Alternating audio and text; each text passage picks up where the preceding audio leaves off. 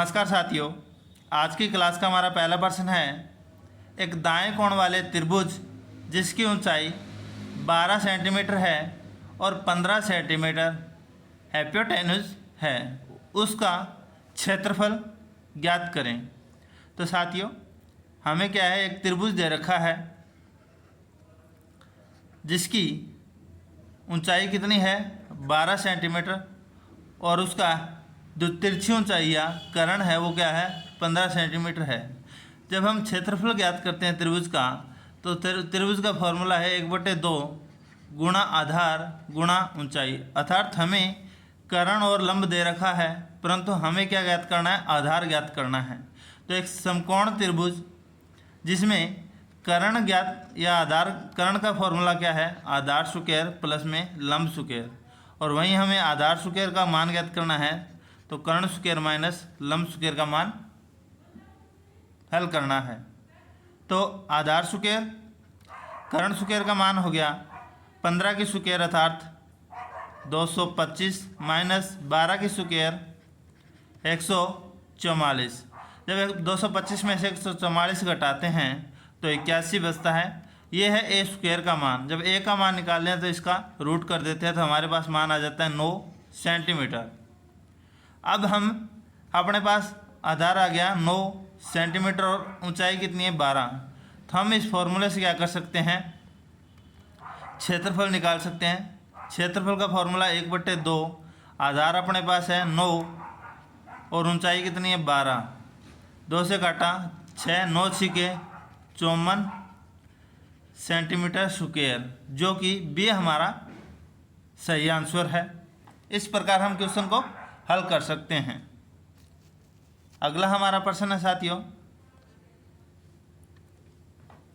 यदि कोण अर्थात त्रिभुज की ऊंचाई 3 सेंटीमीटर है और इसका आधार का दायरा 4 सेंटीमीटर है, तो इसकी तिरछी ऊंचाई ज्ञात करें।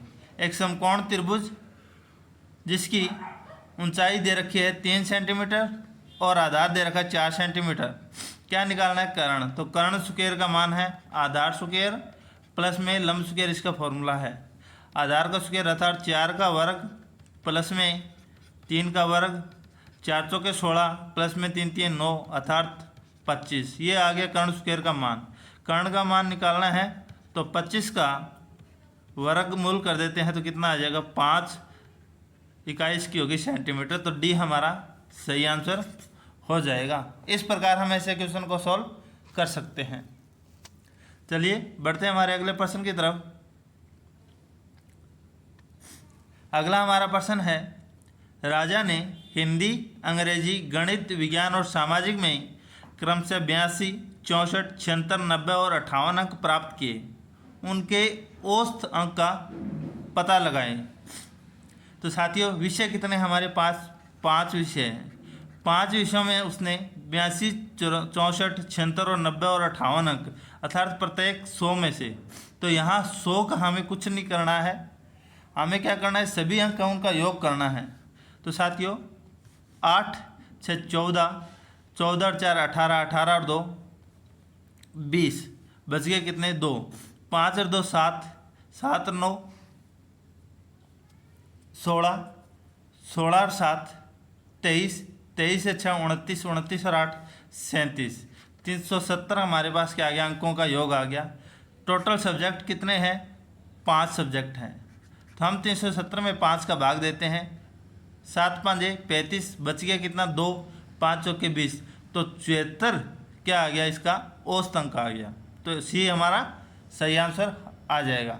जब बात की जाए कि उसने कितने प्रतिशत अंक प्राप्त किए हैं, तो हमें क्या कर सकते हैं कि टोटल अंक कितने हैं 500, इसने प्राप्त कितने किए हैं 370, कितने प्रतिशत हो गए, तो हमें क्या करना पड़ता, यहाँ पे टोटल 100 में से यहाँ पे हमें परसेंटेज निकालने के लिए 500 का गुणा या भाग देना पड़ता।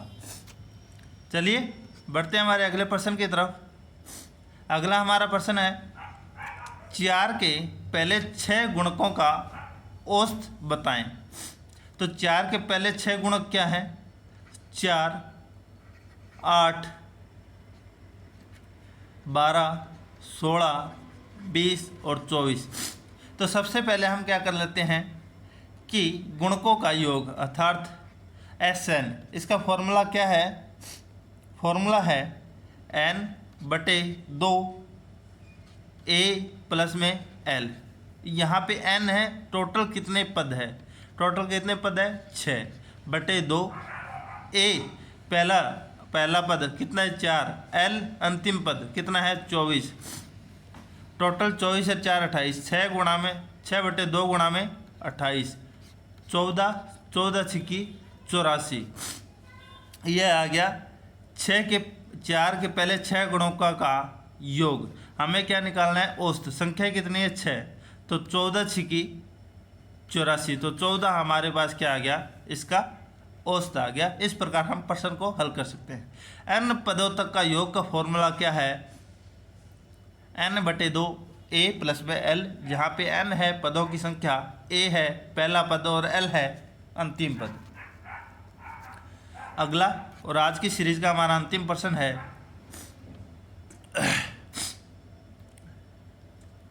हमें एक समीकरण दे रखे उसको हल करना है। समीकरण के अंदर अर्थात एक भिन्न है और मिश्रण भिन्न है, आधार अंश और हर में। तो हम इस क्वेश्चन को सॉल्व करते समय पहले अंश और हर दोनों को साथ साथ में हल करते हैं। तो ऊपर की संख्या है, ये आ गया बटा 7/3 प्लस में 2 एकम 2 1 3/2 गुणा में 5/3, 3 से 3 कट गया। अब आ जाओ नीचे, 2 प्लस में 3 एकम 3 2 5/3 हल करते हैं साथियों। यहाँ पे बच गया 7/3 प्लस में 5/2। तो हम क्या कर लेते हैं, ऊपर की संख्याओं में लघुत्तम ले लेते हैं। 6 आ गया लघुत्तम, तो 7 दूए 14 और 5 दिए 15, फिर बटा इनमें आ गया 3 लघुत्तम, 3 दूए 6 प्लस में 5। जब हम इसे सॉल्व करते हैं तो ऊपर की संख्या कितनी आएगी? 29/6। ये नीचे की संख्या 11/3। जब इन्हें हम बराबर में लाएंगे तो ये संख्या पलट जाएगी 3/11। तो 3 दूए 6, 29 और 11 दूए 22, तो 29/22 हमारे पास इसका क्या आ गया? आंसर, जो कि ए ऑप्शन में मिलान कर रहा है।